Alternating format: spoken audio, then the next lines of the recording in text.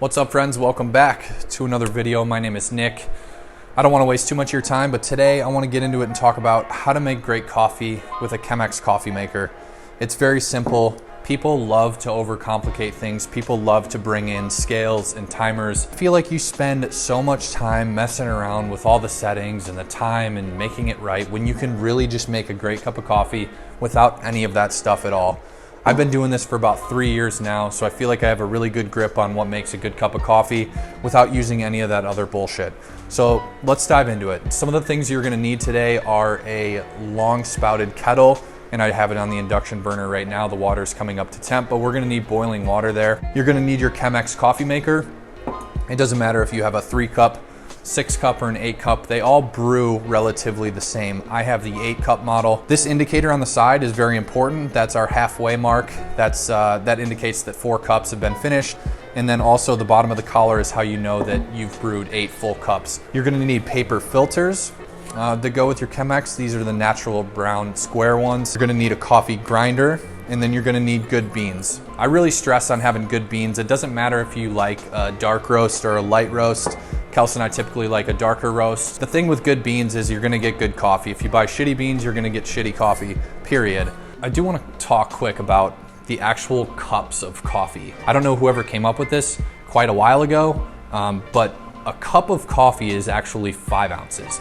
And a cup of milk is 8 ounces. I'm not sure who came up with that. I know it's very confusing, but today we're gonna be making 4 5-ounce cups of coffee. So essentially 20 ounces of coffee.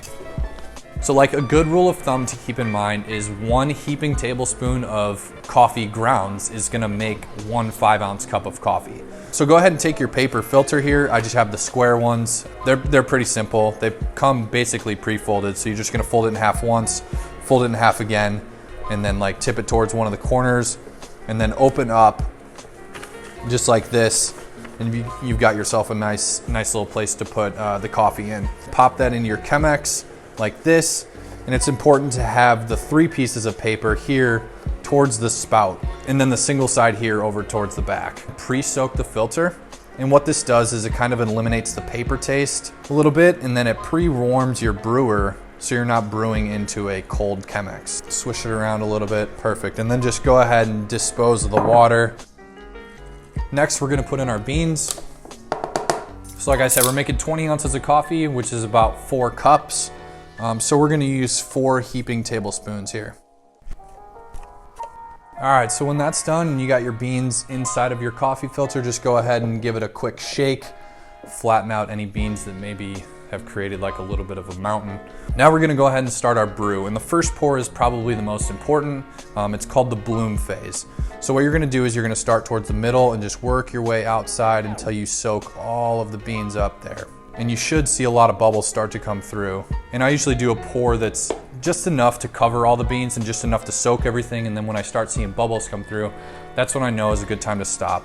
And typically you let the bloom phase go for about 30 seconds. I know I'm not big on time or anything, but just like let the beans kind of soak, let the CO2 release, let a lot of those flavors come to life from the coffee.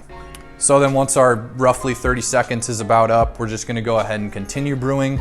Start in the center and do very tight circles, working your way towards the outside and vice versa. You can kind of go back and forth, just making sure you stay at a very consistent rate, giving all of those beans plenty of water to soak in so you can capture all of the coffee. And then what I do is just kind of pour in the middle nice and slow. This is a dark roast from Intelligentsia Coffee. I forget what it's called, the actual name of the coffee itself. It has a lot more flavors and aromas than like a lighter or medium roast would. So we're gonna go ahead and soak, kind of getting the coffee grounds off the edge of the filter, back kind of towards the middle. Just gonna go ahead and keep brewing it. Like I said, we don't need a timer. We don't need any of that. We don't need a scale or anything. We're just gonna kind of use the indicator on the side, keeping an eye on that little button because that's our 4-cup mark. So once we get to there, then we know we're good. So we're almost at the 4-cup indicator right now. So I'm just gonna do a little bit more of a pour, kind of keep it going just to fill up to that button.